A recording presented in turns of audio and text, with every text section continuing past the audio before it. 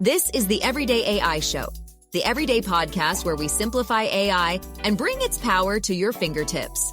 Listen daily for practical advice to boost your career, business, and everyday life. Have you ever spent way too much time thinking about and testing what AI model is best for a certain job? Or maybe you've already spent like 6 hours trying to get OpenClaw set up, but the Telegram stream isn't telegramming and the heartbeat thing isn't heart beating. Yeah, me too. That's where I'm at right now. But I think Perplexity's new computer offering may have kind of solved that. Here's the reality. AI agents and agentic models are finally getting their shine this year and are already dominating the business landscape. But it's kind of overwhelming. I mean, there's so many agentic models, there's so many AI agents and different ways to connect them, the MCPs and the A2As and the ACPs. It's AI agent soup, and it still requires a ton of human oversight. That's why I've been pleasantly surprised so far with Perplexity's computer, because it requires hardly no human duct tape and it has all of the best AI models and agentic swarms that just work and get work done for you.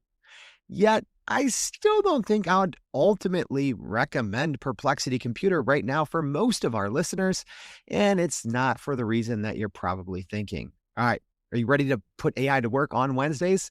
Let's get straight to it. So on today's show, here's what we're going to be going over. I'm going to show you what Perplexity Computer is and what it can unlock for even non-technical professionals. We're going to go hands-on, live, to showcase some of its advanced capabilities. We're going to compare it to one of its kind of closest competitors in OpenClaw, and I'm going to tell you if I think it's worth using or not. And yes, spoiler alert, I think for most people, it's going to be a hard no, even though I am wildly impressed with its capabilities so far. All right. If you're new here, welcome. This is Everyday AI.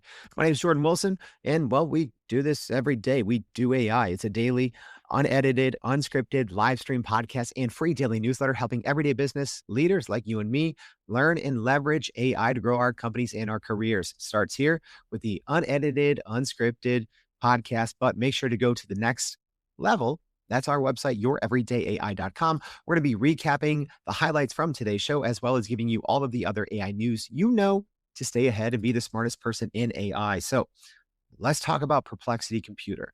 All right. So on most Wednesdays, we do the Putting AI at Work on Wednesdays, where we go quite literally hands-on and we do some demos and some, really going behind the scenes on a new feature or a new AI model from one of usually the big four. Usually we just focus on Microsoft Copilot, ChatGPT, Google Gemini, and Anthropic's Claude. But I think this new offering from Perplexity is good enough that we had to get our hands dirty. And yes, for our newsletter audience that voted on our poll, everyone voted for Claude Cowork's scheduled tasks, which I was super stoked to do.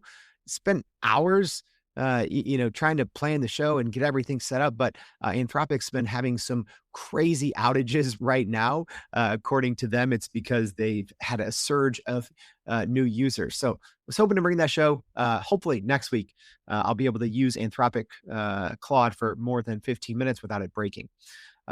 But why not? Let's start live. What could go wrong? All right. So this is Perplexity's new computer. Unfortunately, right now, FYI, you do have to be a max plan subscriber. That is $200 a month. Although Perplexity did say that this is going to be coming out to pro subscribers, though on those on the $20 a month plan. All right. Live stream audience, help me out. Let me know if you can, kind of see my screen here. Maybe zoom in a little bit. All right, podcast audience, if you ever want the video version of this, it's always available on our website at youreverydayai.com, but I'm going to do my best to describe this to you. So I've only been playing around with computer for a couple hours here, just really trying to get my hands dirty, trying to really push it to its limits, just in a, very limited capacity though. And I'll tell you why here in a minute. So here's how it's going to work. You're going to go to your normal Perplexity plan and you're going to see a new option, right? Where you would normally just type in a prompt and, choose your model or your mode inside of Perplexity. Now there's a new option that says computer. All right. So I have something I wanted to try. All right. So I'm going to click computer, and this part is a little different. And at first, I wasn't a big fan of this interface, but after a while, well, I kind of like it.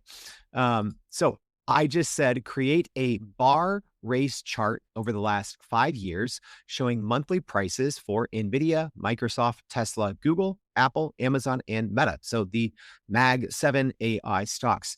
So if you've ever seen those kind of race, I think they're called bar race charts, right? But it's essentially where it plots different stocks, or well, anything that can be plotted on a spreadsheet, on a graph, on a bar chart, right? And it shows you kind of something over time. So what I don't know if this is going to work. If it does work, we'll maybe post it on Twitter and post it in the newsletter.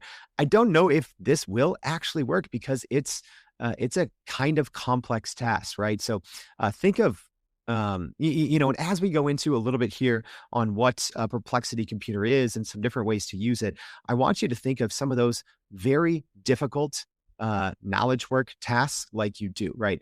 Or that you do on an ongoing basis, right? And that's one of the reasons why I thought of something like this. I've always wanted to, create these and have them as supplemental information or complementary information that goes along in our newsletter. But things like this are hard, right? I used to edit videos, I don't know, 10 years ago, but I've spent thousands of hours doing it. There's some kind of AI tools that can help do these things. But as far as I know right now, there's no easy, simple way to make something like this. All right. So I'm going to show you right now kind of what's going on and walk you through it. So the way that I would normally do this right now, I don't know, right? I would probably do a GPT-5.2 Pro query to figure out the best way. I would still try doing something like this in Opus 4.6, GPT 5.2 Pro, and Gemini 3.1 Pro. I don't think any of them could necessarily do this because it's very complex. I don't even know if this is going to work, and if it does work, what the end goal is going to be. Is it going to be a GIF and animation? Is it going to be a video? I don't even know, to tell you the truth, if Perplexity Computer can generate video or not. So we're going to find out as we go along. But you'll see right here on the right-hand side, there is this chain of thought. So kind of the new layout that it took me a little while to get used to is you now have a 3-pane layout when you're using computer. All right. So if you use Notebook LM, maybe this is a little easier on the eyes, and you can toggle the right-hand column and the middle column to get a different size. So essentially what you have here is you have your, you can always go back to your normal Perplexity view. So if you are a Perplexity user, that didn't change. But then in the computer view, after you've entered into a certain task is what it's called, you're going to see all of your other tasks there at the same time. So as I was testing this, now I have 4 on the screen. I was running 3 concurrently. I was seeing, okay, is it going to break? Are we going to go off the rails if we're running too many tasks at once? And it actually did a pretty good job, and it built these in a pretty quick amount of time. So let me just walk you through kind of what's going on here. So right now it says, I'll load the relevant skills for this task and gather the stock price data. So now it's running this task in parallel. It's loading different skills, right? So it has different skills that are already built in. I didn't go out and build these skills, right? So obviously skills popularized and brought to market by Anthropic, but they've been adopted by, everyone from Microsoft and Google to OpenAI, right? Everyone's using skills. So it's using these skills to do some research. It looks like it said, let me get the historical price data. Okay. So as I go through here, I can click around and see what it's doing. It looks like it's running a little bit of code, running some JSON, pulling some API responses. And you'll see right now, wait, is it done? It might be done. Let's see. It said the bar. Yeah, it just finished. It says the bar race chart is live and looking clean.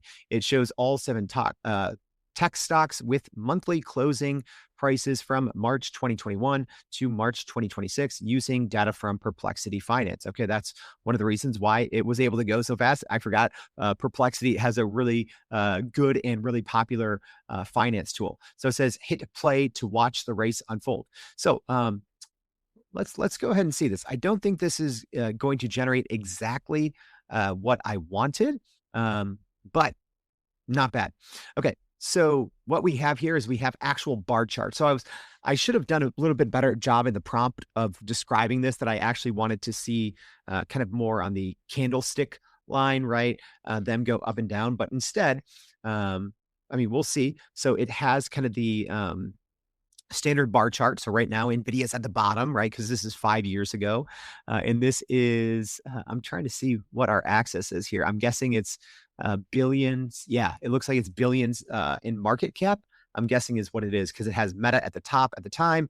Microsoft, this might be revenue. I'm not sure. So, oh no, it says monthly closing prices. So that's not great either. I'm probably going to actually play this for everyone, so at least our live stream audience can see. I'm going to actually go in and edit this prompt a little bit, and then we're going to look at some of the other results. So let's go ahead and play. Okay, so to their credit, it is animating and it's doing fairly well. So when a new company kind of goes on top, it's switching their position. So as an example, NVIDIA, okay, I see what's kind of happening here. NVIDIA is not going to climb all the way to the top because they did have their stock split, right? So I think it went from 1,300 down to 130, and it looks like it's retroactively adjusting it. So this is just doing it by stock price, which isn't necessarily a good barometer to see which company is growing the most. But like I said, to their credit, I didn't really denote that in my prompt. So I'm going to go in here and we'll just go ahead and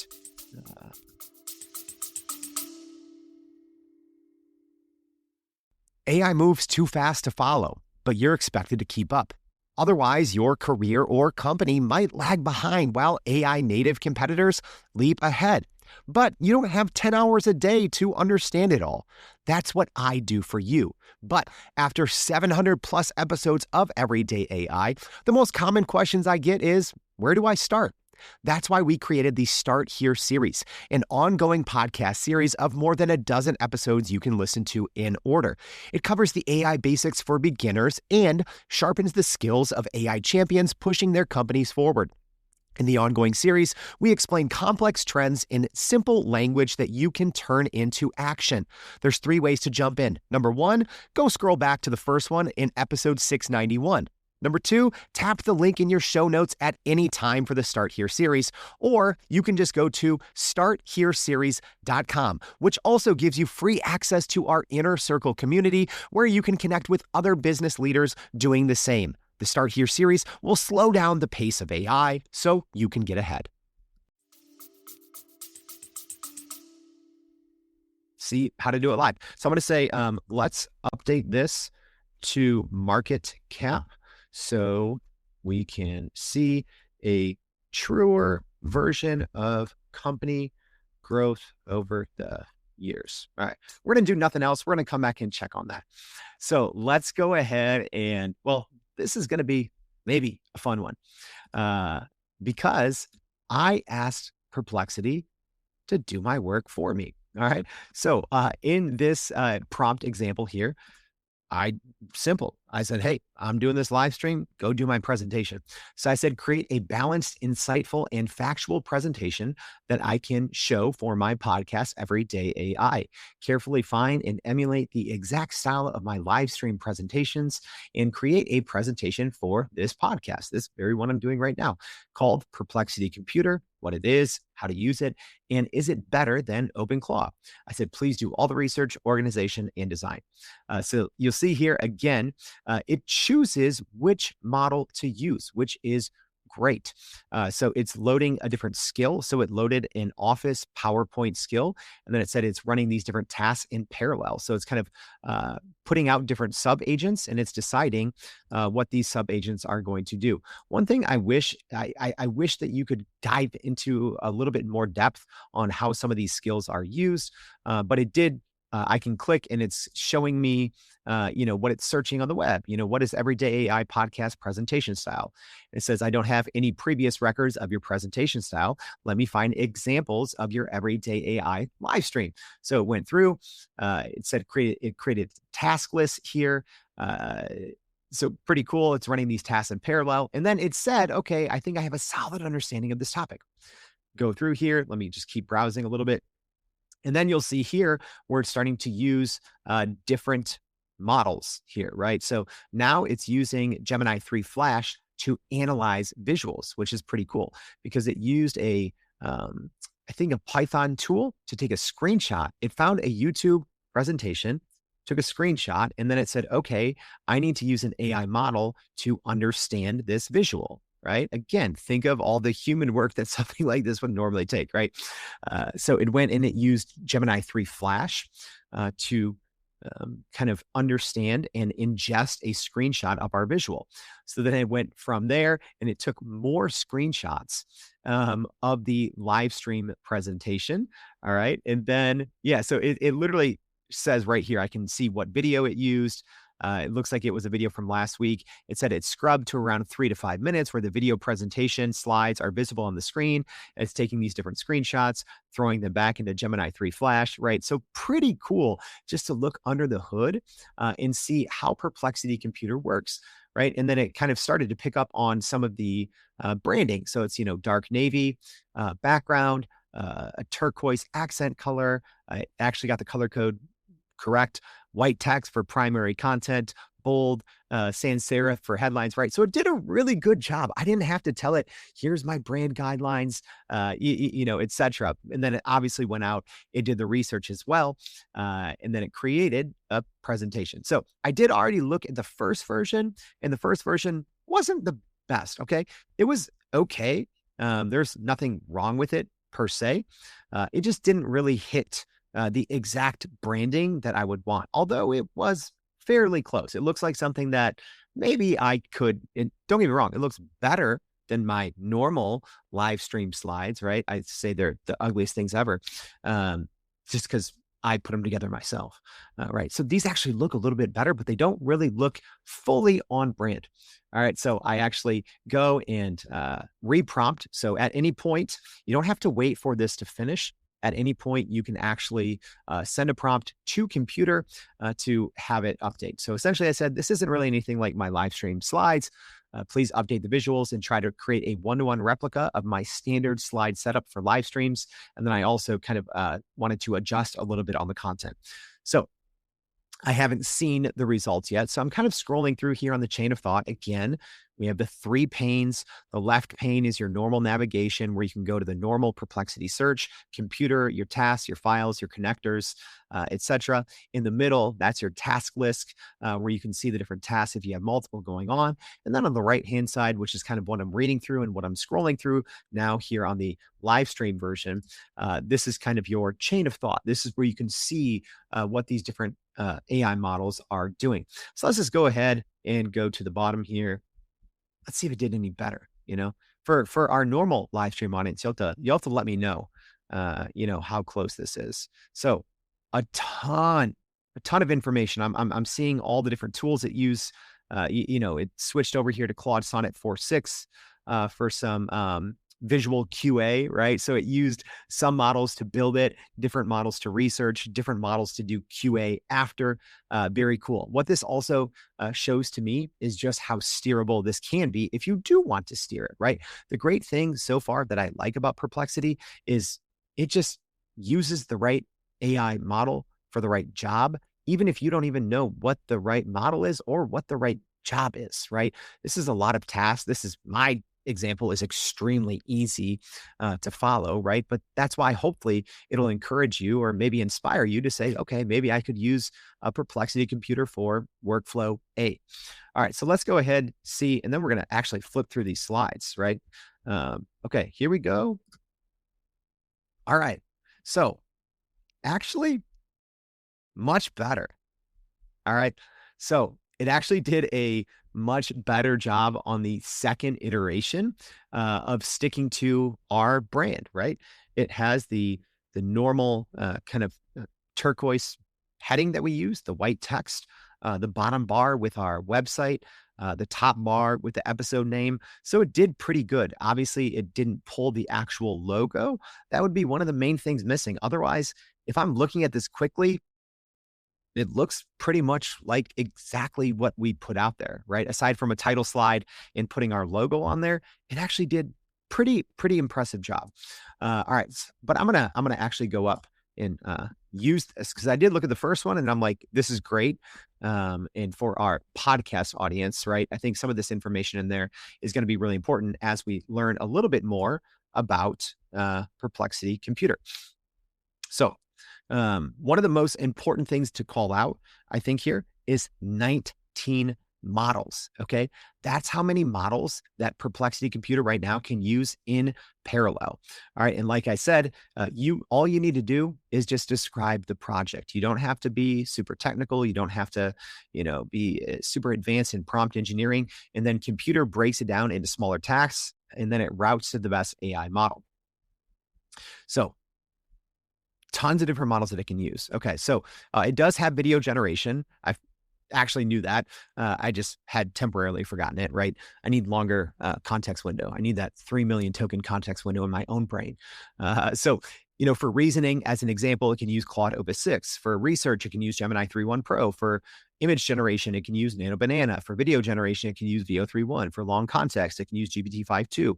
For fast tasks, it can use Grok, right? So for this, to me, this is so much of what I do on the day-to-day basis. Even though I do think ChatGPT is probably my most used AI system, and then Claude and Gemini are kind of tied there for second most used. I think if I did more creative things, I would probably use Google Gemini way more, just because Nano Banana Pro and Veo 3.1. But this is a lot of what I would be doing on a day-to-day basis, right? Going between these different AI tools, these different models. I have subscriptions to all of them and I use all of them. So this right here, this kind of engine that computer runs off of is extremely impressive, especially if you are, well, number one, I think what this might appeal to is people that know they want more out of AI models, but maybe they don't want to subscribe to all of them.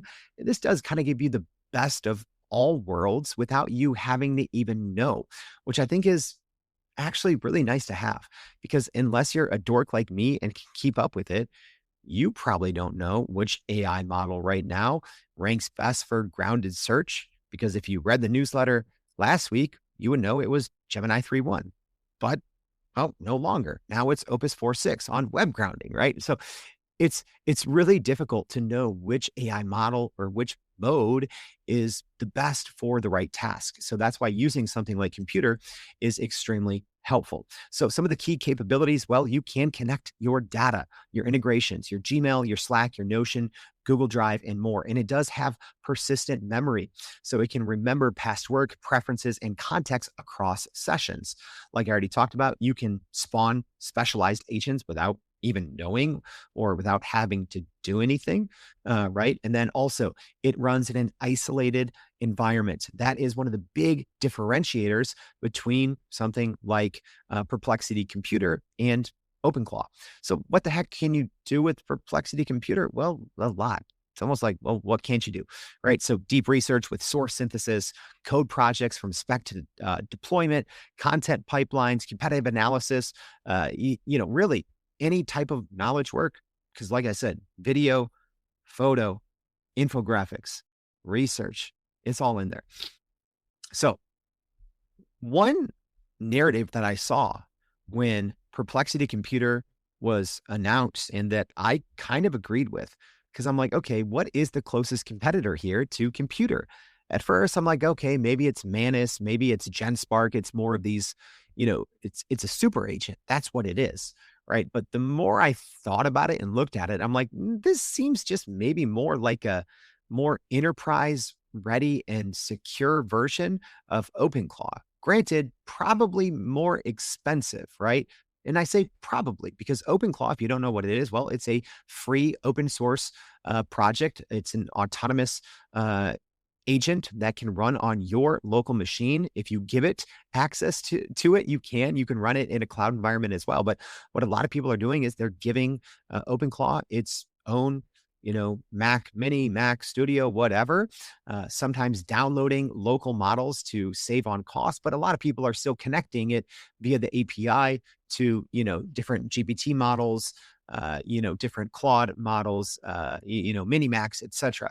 So even though uh, OpenClaw is free and open source, if you really want frontier performance, unless you have a $30,000, Mac Studio, you're still going to have to pay for it on the API side. So that's when I thought about that, maybe in 5 years when you have frontier level models that can run locally, but at least right now, if I had to choose, right, if I could have technically unlimited, either Perplexity Computer or unlimited OpenClaw, I would probably have unlimited Perplexity Computer because it is more secure. It's done for you. I've already spent hours, trying to set up my OpenClaw. That's why I haven't done a show on it yet, because it's like you need so much time to get it set up, right? There's updates every day. I mean, the team is amazing there and how quickly they ship things. But, to go from 0 to 1, it actually takes a lot of time.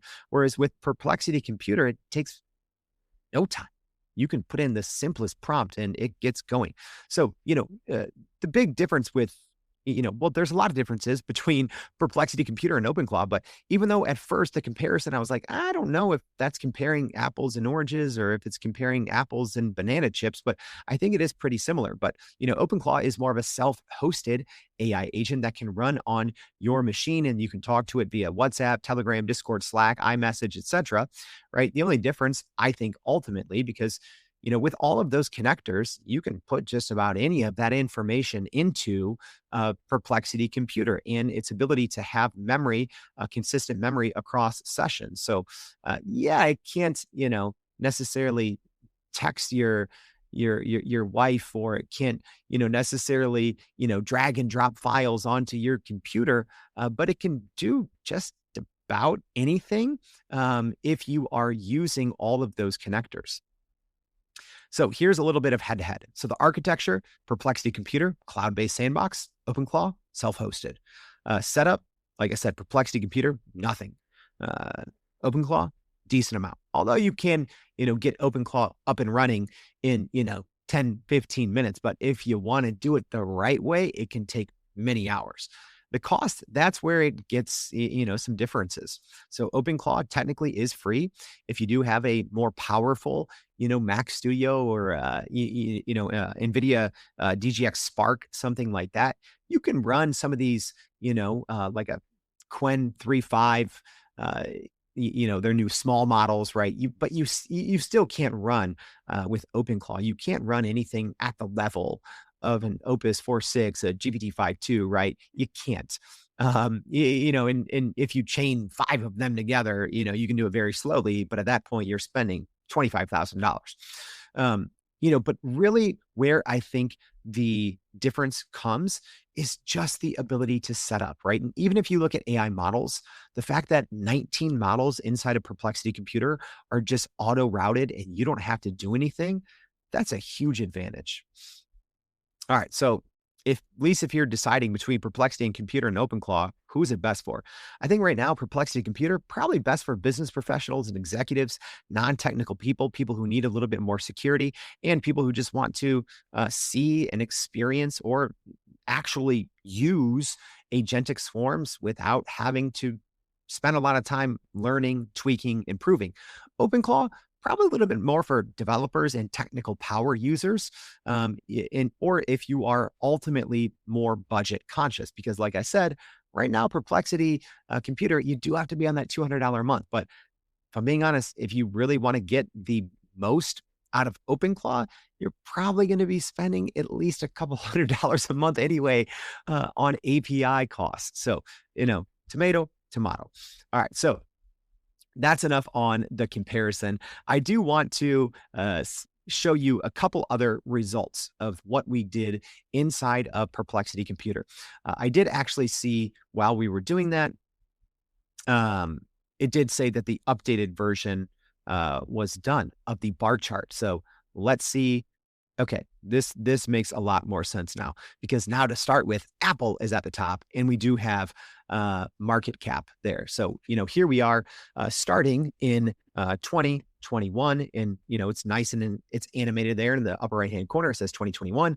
We have Apple with the top market cap at 2 trillion, and then Nvidia at the very bottom with a market cap of 332 billion. So I'll play this. This is fun to watch, and it's kind of interesting for me, right? As Google, Microsoft, and Apple in 2022 are kind of tossling for the top spot. Nvidia still kind of near the bottom, passing Meta. Amazon's just kind of been hanging out in the middle there through 2023, right? Obviously, things with COVID, coming out of the severe COVID period, and now you just have Nvidia by 2025 all the way at the top, right? With a 4 or 5 trillion-dollar market cap, and huge, right? So that was kind of fun to watch. Live stream audience, let me know. Should I post this in the newsletter? I don't know if anyone cares or not, but at least for me, I always wanted to see this exact thing.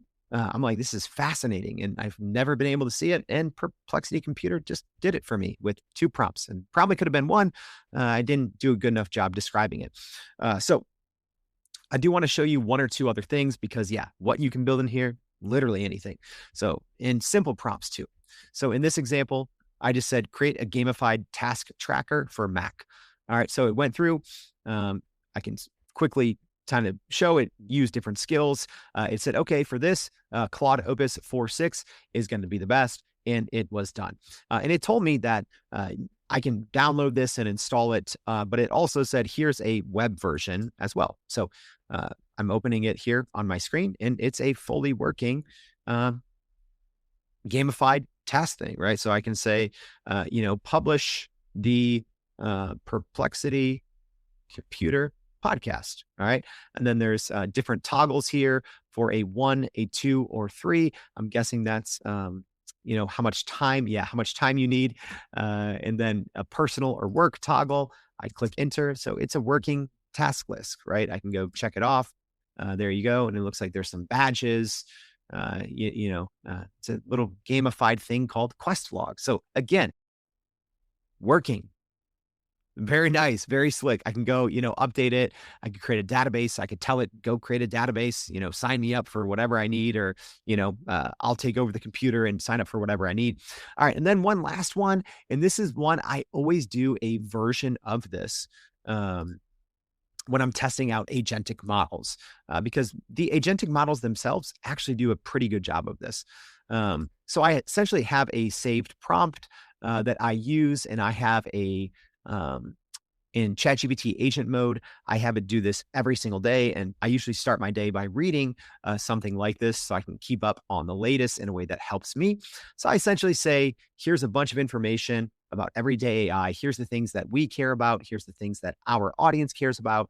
I give it some URLs, some things to search, some reasoning, right? Here's reasons why certain stories matter to our audience more than ever, right? And then I have it build an interactive HTML website, so nothing crazy here, right? So simple, well, not as simple, it's a long prompt, but a simple prompt.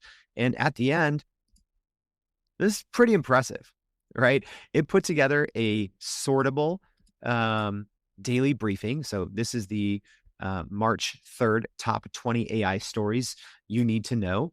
All right. I can sort by all. It put them in order. What's crazy is I'm saying, like, this is going to be the order of our newsletter. I can sort by Google, by Anthropic, by NVIDIA, by Amazon, right? So pretty cool.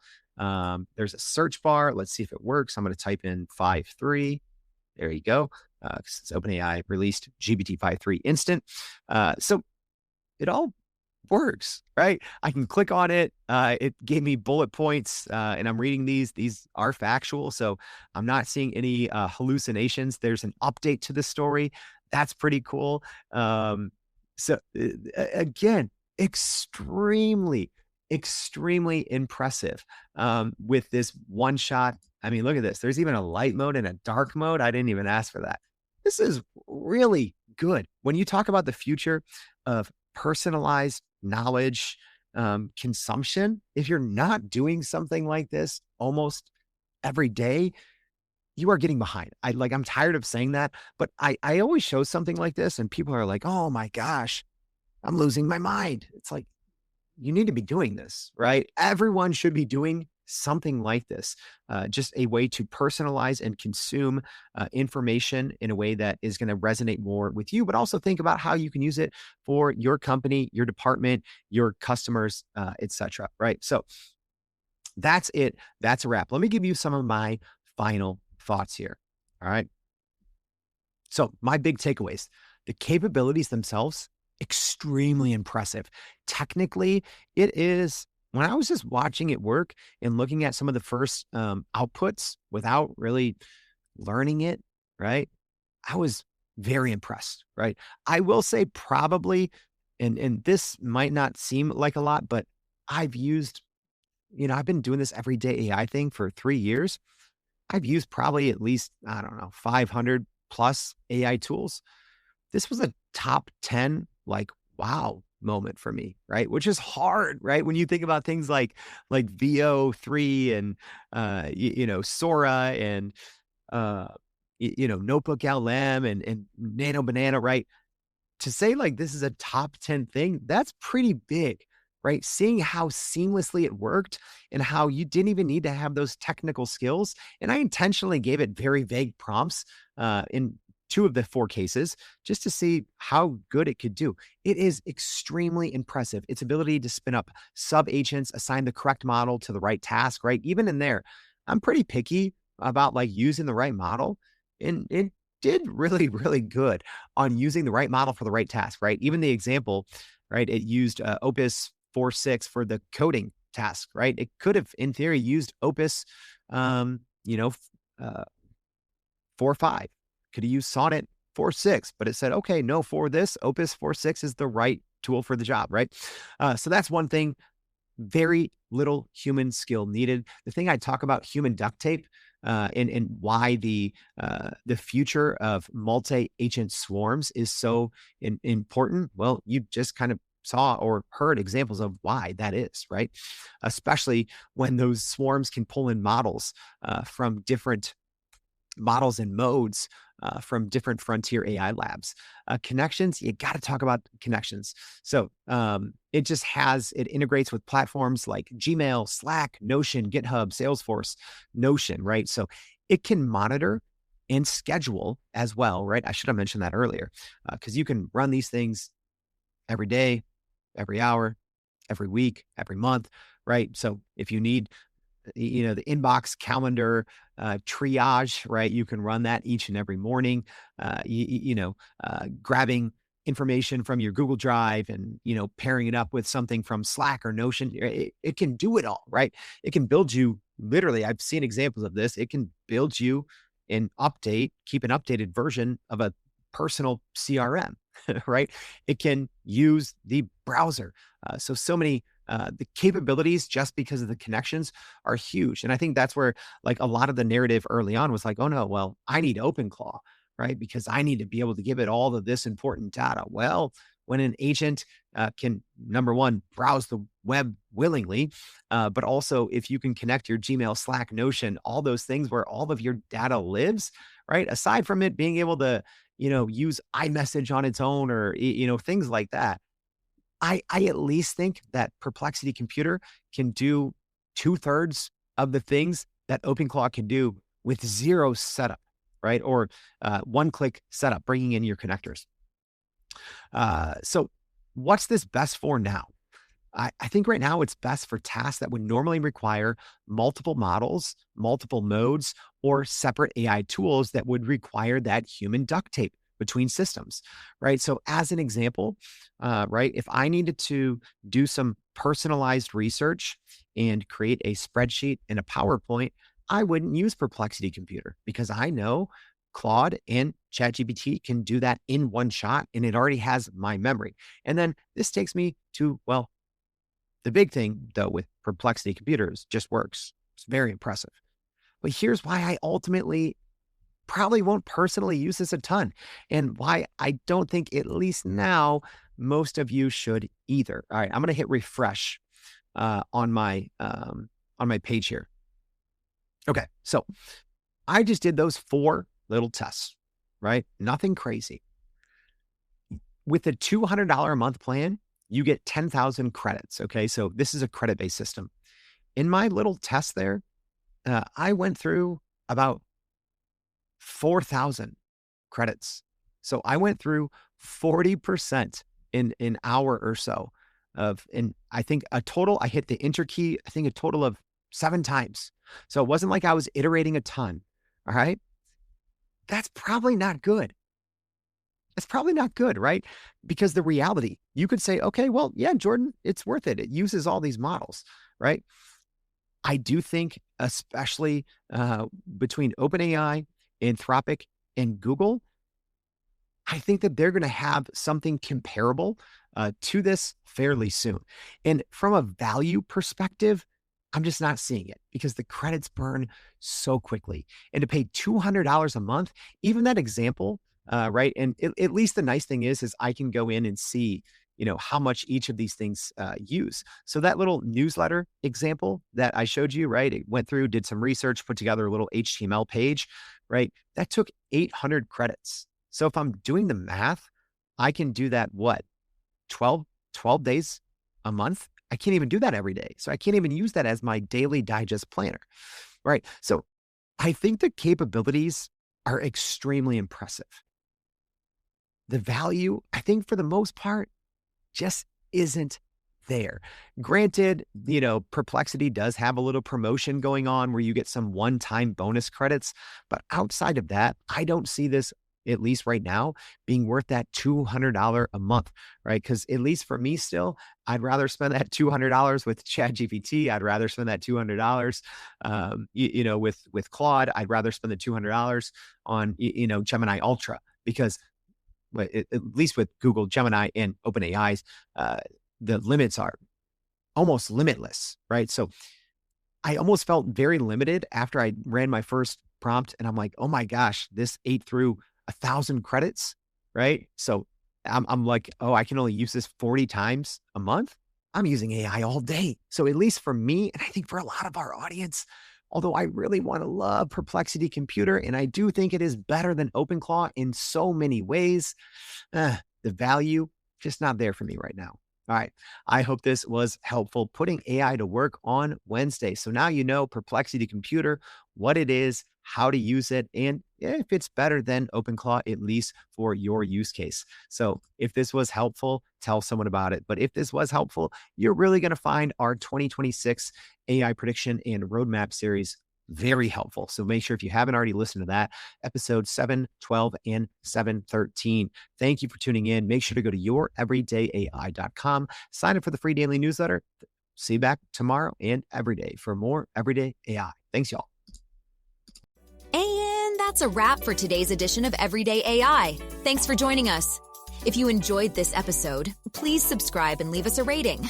It helps keep us going. For a little more AI magic, visit youreverydayai.com and sign up to our daily newsletter so you don't get left behind. Go break some barriers, and we'll see you next time.